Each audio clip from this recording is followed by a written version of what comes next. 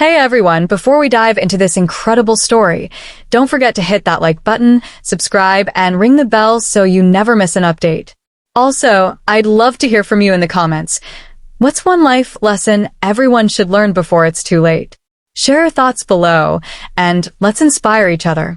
Now, let's get into the story of a woman who turned betrayal into a bold new chapter. The first thing I remember is the piercing beep of a hospital monitor flatlining and a jolt of pain in my chest as they shocked me back to life. I was in the ICU, disoriented, my body aching, my mouth so dry I couldn't even whisper for help. The nurse, Carlos, had kind eyes but a panicked look, like he didn't expect me to wake up. I tried to ask where my daughters, Kelsey and Aaron, were, but he just said, "Rest, Mrs. Whitaker."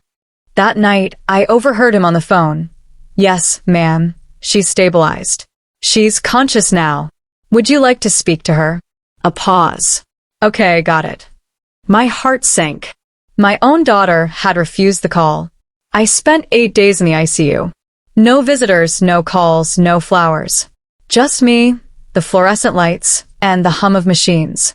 When I was discharged, Carlos wheeled me out, looking almost embarrassed to be the only one there. A hospital van dropped me at my Charleston home, but I couldn't get in. The spare key in the ceramic frog was gone. After 20 minutes, my son-in-law, Rick, showed up with a Starbucks cup, acting shocked I was back. He mumbled about a flight delay and how they'd planned to visit tomorrow. Inside, my house was unrecognizable. Furniture rearranged, walls half-painted. My wedding photos boxed up like trash. On the dining table, a real estate flyer screamed, "Charming Southern home, ideal for young families." I hadn't agreed to sell. Then I saw it, a folder with power of attorney paperwork, my signature from 2 years ago when I was loopy from hip surgery meds. They'd used it while I was unconscious to start erasing my life. On Aaron's old iPad, I found their texts, "House goes on MLS Monday. If she's not home yet, we'll start the assisted living intake." Let's be honest, Mom was never good at boundaries.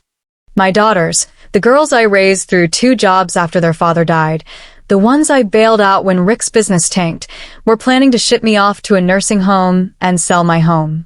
I didn't cry. I didn't scream.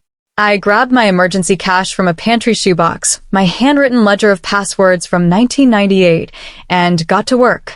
They forgot who raised them. I called James Pruitt, my old student-turned-lawyer. He confirmed the power of attorney didn't cover real estate without my explicit consent. "They're jumping the gun, Ellie," he said. "We can flip this." Within days, we revoked the power of attorney, reinstated my legal control, and relisted the house under my name. I didn't want to save it. I wanted to beat them at their own game. I changed the locks, told Rick to grab his tools before I donated them, and watched him slink away without a fight. I sold everything except my husband's watch, my daughter's childhood drawings, and a few photos. The house closed in 11 days, cash buyer, no contingencies. I drained every shared bank account, opened a new one as Nora Whitman, my grandmother's maiden name, and hit the road in my dusty silver Corolla. No GPS, no destination, just me. I wrote 2 letters to my daughters. "You taught me who you really are. Thank you for the education." I left them on the counter, unplugged the fridge, and took the spare key from the frog. By sunrise, I was gone.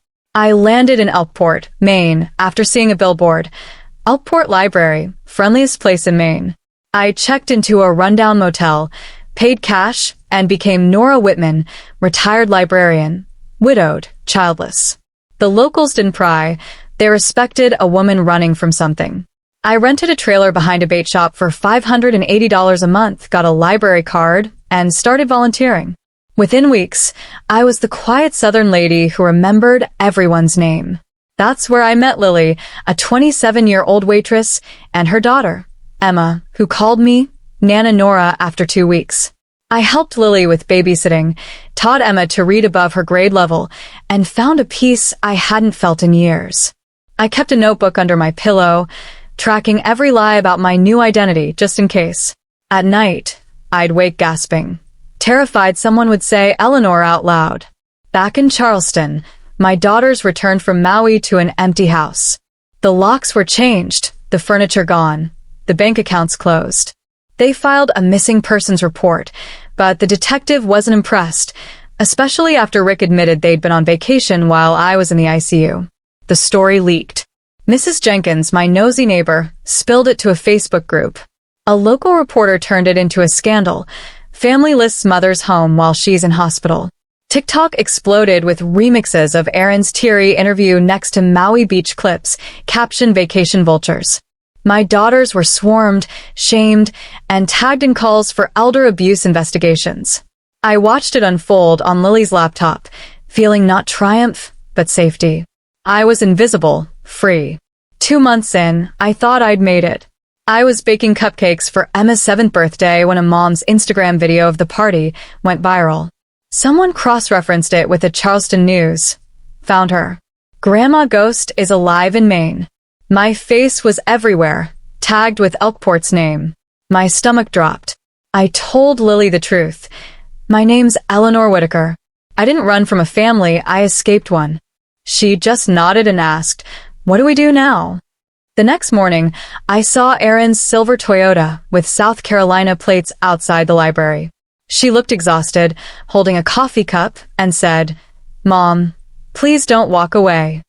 I told her, "I already did the funeral. You just weren't there." She cried, tried to justify it, but I shut it down. "You left me to die, and try to sell my life. I'm not coming back."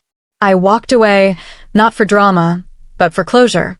3 days later, an envelope arrived at the library with my ICU letter, the one I wrote when I thought I wouldn't make it. "If I don't wake up, I forgave you. If I do, please come. I'm scared." Erin had found it and sent it back. I tucked it into my notebook, next to no contact. Peace. Then Kelsey emailed, asking for one visit. I agreed, but on my terms, a cemetery neutral ground. She brought the letter, covered in her guilty margin notes. "We didn't know it was that serious," she whispered. I replied, "I didn't need you to be strong. I needed you to show up." She cried, admitted they were selfish, but I didn't forgive her. I told her she could send letters to Lily's P.O. box, but I wouldn't promise to read them. When she reached for a hug, I stepped back. "That part of me," I said, "you already buried." Back in my trailer, I wrote a letter to myself. "You did it. You got out." I listed what I'd lost: a house, a name, a family that thought blood meant control, and what I'd gained: quiet mornings, Emma's laughter, Lily's trust. I sealed it, labeled it Nora Whitman, and tucked it away. That afternoon, I helped Emma build a seashell tower on the beach, laughing not because I was healed, but because I was whole. I'm not Eleanor Whitaker anymore. I'm Nora, and I decide who gets to call me anything else. Thanks for watching this incredible story of resilience. Drop your life lessons in the comments, hit like, and subscribe for more stories that inspire. What would you have done in Nora's shoes? Let's talk about it below.